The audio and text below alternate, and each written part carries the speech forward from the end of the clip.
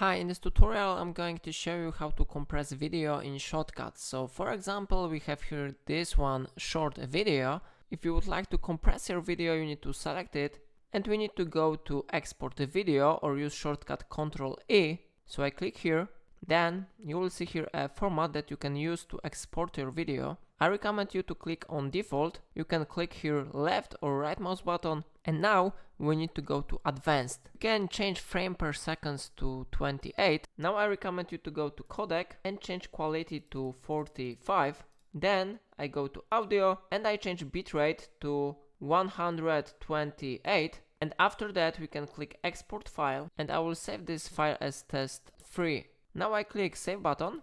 And after a moment, this video will be successfully exported on this path. So I will open this directory by clicking right mouse button here, and then I go to show in folder.